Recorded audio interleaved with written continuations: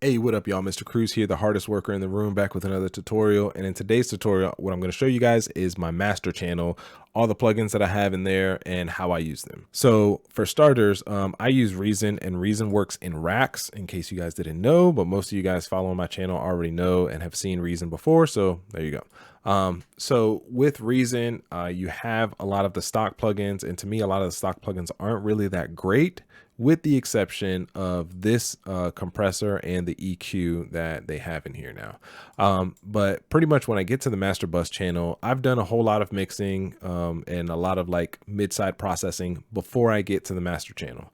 But when I get to the master channel, the first thing I have here is the master bus compressor.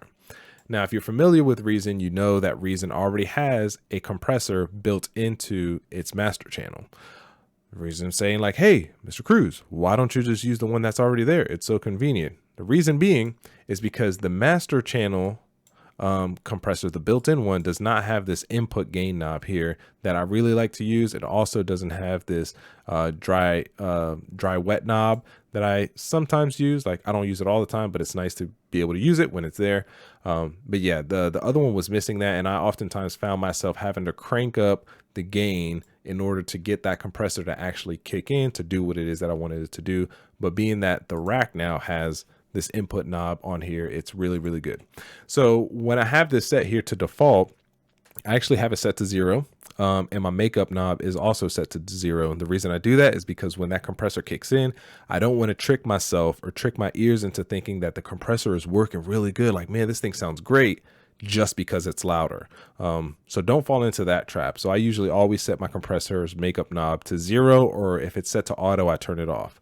But I have really low ratio, kind of a fast attack, and I just turn this knob down because, as you can kind of see, it's already engaged. And I turn this knob down just until I'm getting like 1 or 2 dB of gain reduction, just to kind of help glue that mix before I get to the limiting stage.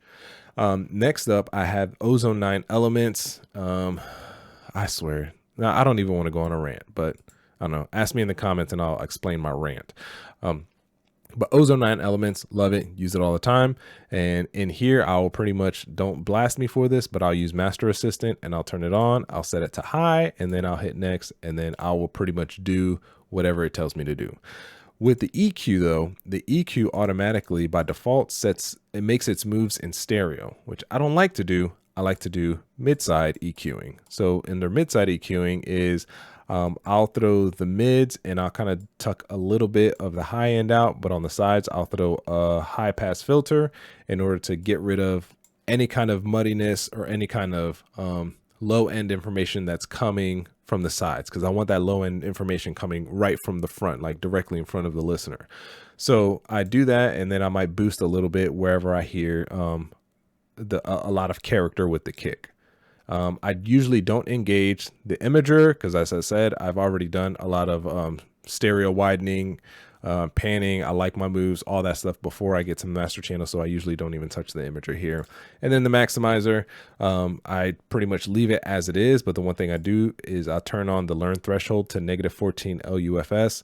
Reason being, -14 LUFS is what Spotify recommends you have your audio files set to, right? No higher than whenever you're uploading it, because Spotify has an automatic limiter or automatic compressor. So if your music is too loud before you upload it to Spotify, Spotify will turn that music down till it meets its requirements. I learned that from experience. After I put a project out, all the songs sound great, and then the last song on the project, you gotta like crank the volume up because Spotify had turned it down. But I learned my lesson. And I also set true peak detection. And I mean, usually I want to say 9 times out of 10, when I click the Master Assistant, it's usually setting it to -1 dB, which is what I normally do anyways. All right, next up, I've got the stereo imager. So this is a stock effect here in Reason, and all I will really do is I'll set it to the low band. This is kind of a dual band frequency. So I'll set it to low band so that I'm only hearing the low end information, or essentially any frequencies that are going to take place to the left of wherever I'm cranking this knob. So like, the lowest you can go is 100. Is that 100 hertz? Yeah, 100 hertz.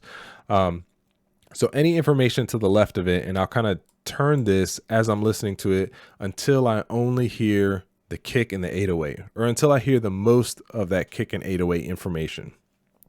And then I'll just turn this, this knob here will either kind of stereoize it or it'll monoize it. I don't know if monoize is a word. I'm going to say it's a word right now though. And then I'll just turn it down just a touch. I don't turn it down a whole lot, because then you when you make those really drastic moves with certain instruments, it makes them sound fake and they lose their impact. So I don't usually do that. I usually just turn it a little bit just to kind of solidify that kick and that 808 and whatever bass I have coming right in front of the listener, like having that information right in front of the listener.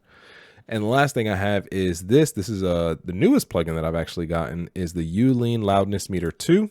And this is the best metering plugin I have ever had, because it gives you so many different options in terms of what unit you want to display the information in. Now, because I mainly deal with artists who put their stuff on Spotify, it has actually a Spotify preset here, which is pretty much, I bought this plugin for like 25 bucks specifically for this preset. And then it just tells you like, hey, you know, your stuff is too high, or it'll tell you how many dBs your stuff is too high. It'll tell you how much dynamic range your song has. And it just gives me a whole lot of information to let me know things about my song that I might not necessarily be able to hear and be able to tell, but when I upload it to Spotify, they're going to do something about it. And so I want to make sure that I avoid that. So that way, what I hear when I crank out is the best possible sound that I can get. When I upload it to Spotify, it sounds the exact same. But anyways, this is what I got as far as my master channel goes, my signal flow and all that stuff. So hopefully, you know, you get a little insight into what I've been doing. I will say that this changes from time to time. Just kind of like if I get something new, I want to try it out, I'll add it to my template. But for the most part, the compressor, EQ and limiting, and stereo widener is pretty much the order that stuff goes in. I know some people kind of put the imager before the limiter. I've never really noticed the difference. So anyways, that's what I got for you guys. Hopefully it's helpful to you. Let me know in the comments below what your master channel signal flow looks like. And don't forget to like, comment, and subscribe. It's your boy, Mr. Cruz, out.